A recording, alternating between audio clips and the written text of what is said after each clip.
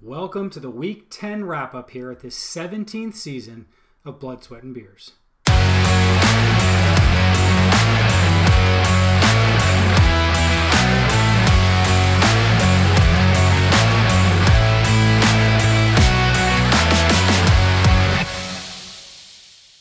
Here we are 2.5 weeks into the season, and frankly, not much has changed.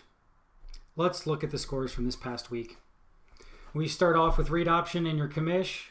This was just an ugly beatdown. Alex Billy posts his highest score on the season, hitting exactly 190.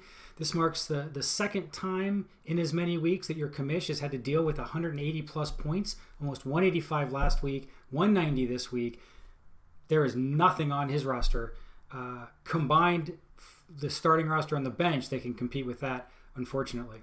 But even as you see, Alex Billy did just about everything he needed to. Could have gone over 200 if he really wanted to. But even with the poor 73% percentage to perfection on the roster, 112, 113 points, irrelevant. And let's not lose sight of the fact that Alex Billy posts his high score of the season with a goose egg in the flex spot. He's been super inconsistent, but has shown that on any random Sunday, he can post some points. So it looks like, as we'll see when we get to the standings, he's very likely to make the playoffs, which should scare at least a few of you, knowing that, well, he could put up 190, 180. We'll see how that goes. Commish drops, they both drop. Well, Commish drops to 5-5. Alex Billy gets up to 5-5, but definitely heading in very different directions, as we'll see as we get to the rankings and as we get to percentage to make the playoffs. The next game we had Keith and Joe. A lot of I guess, very similar, right? Joe puts up 168, could have actually hit 185, and even at the best that Keith did, managed his roster well, wouldn't have been enough, wouldn't have mattered. Still has a decent shot to make the playoffs, but, when it comes down to it, points matter. And Keith is not just one of those teams not quite able to make a whole lot of points, score a lot of points, make them, score them, whatever. Next, we've got Ian and Don Chris. This was another one. Ian's kind of been a little anemic as well. Joins the couple of us who just can't seem to score very many points. Under 100 in this one, drops to even on the season. And Don Chris, well, just enough points, right? You see both were in the 80s as far as their roster management. Don Chris is just enough to keep his playoff hopes a little bit alive. Not terrible, not great. We'll see what those percentages are coming up here shortly.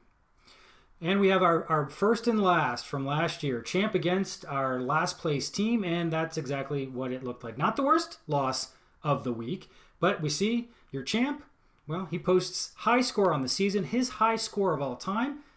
Oddly enough, first time he's ever broken 200 in the history of being in this league. That's a kind of an interesting stat, but does it strong.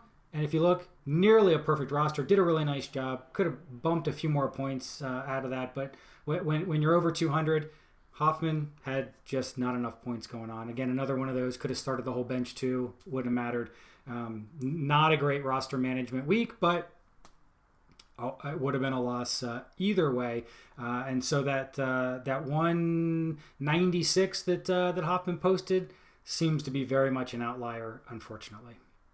Final game on the season, on the week. We're not even close to the end of the season. Final game. This was a fun one because John got just enough out of Saquon on Monday night to squeak past. This would be our squeaker. Squeak past the number one team over there in the East, Seth Mike. Even though, as you see, Seth Mike brought the perfect roster. Now, obviously, a lot of that had to do with a decent amount of injuries and bye week, but 100% is 100%. He actually had choices to make, and unlike Alex Billy last week, could have actually gone under 100, but he didn't. So props to him. Always disappointing, right? Fifth, I think, higher end, low end of the higher end of the season. No, what am I trying to say? The lower end of the upper half of the points for the week, but he comes in with a loss. So high score. Highest scoring loss, unfortunately, could have beaten 6 other teams. That's just how the schedule goes sometimes. So very much more of the same from the scores from this past week. That takes us to our standings. And your champ has punched his ticket for the playoffs already. 4 weeks left. He's already going to be there. We'll have to see what he does. He is playing. We'll talk about it when we get to the stats here in just a second. But not much else has changed. Alex, Billy, and your commish swap spots, even though they're both even at 5-5. But clearly a much better advantage to Alex Billy because his team can actually score some points along the way. It got really muddy there in the East, and frankly, while they give Pancho a 5% chance of making the playoffs with 4 games left and 3 games back, there's still a path for him to actually win the division. Highly unlikely, but possible. So we'll have to see how all that works out. Now, as we look at the season stats, no surprise, our number 1 team's our number 1 scoring team. And if you look at that number, and I'll go back and do a little bit of digging. I know that when we add opportunities for teams to score points, the scores will just get higher over time. But averaging over 170 points on the season, 10 weeks in, I know we've never seen that before. I don't even have to go back and do a fact check. It seems that your reigning champ from last year is somehow directly connected to the matrix that is the NFL.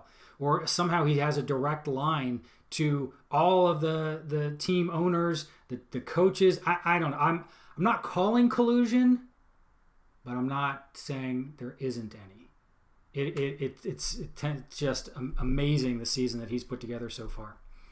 As we look at the points for, as that stacks up, not a lot of change other than the fact that your commish dropped to dead last by just a couple of points, unfortunately, based on that absolutely miserable performance this past week. And as you look at the points against, we still have our number 1, our number 10. Seth Mike is still doing it by people not scoring a lot of points against him. The difference is almost 29 or just over 29 points a game at this point between the top and the bottom.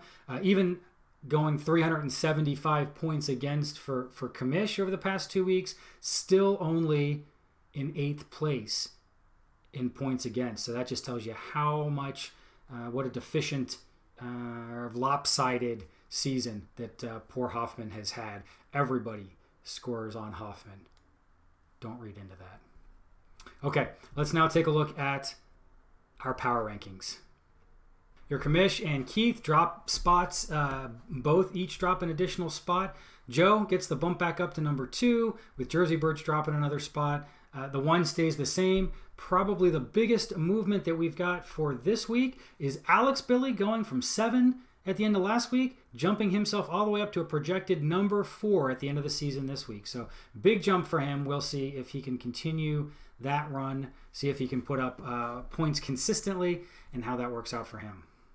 As we look at our pop for the week, a little shake up at 1, 2, 3 again. Unfortunately, Ian, Jersey Birds drops down to the number 3 spot, and Pet Detectives Joe jumps back up. But when you look at that, tenths of points separate them. They're all doing exceptionally well on the season. So good job for you guys. That's why, well, at least 2 of the 3 of you are headed for the playoffs, basically. As we look ahead to week 11, every game matters. No one is out of the playoffs just yet, but one of the most interesting games, as was highlighted earlier in the week, is your champ against Joe.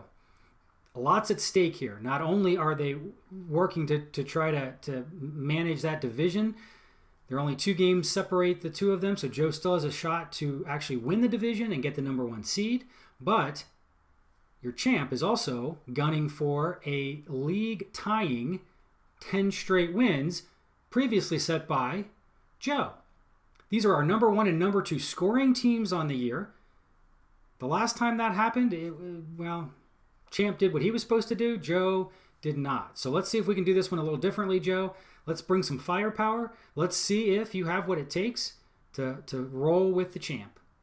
Enjoy week 11.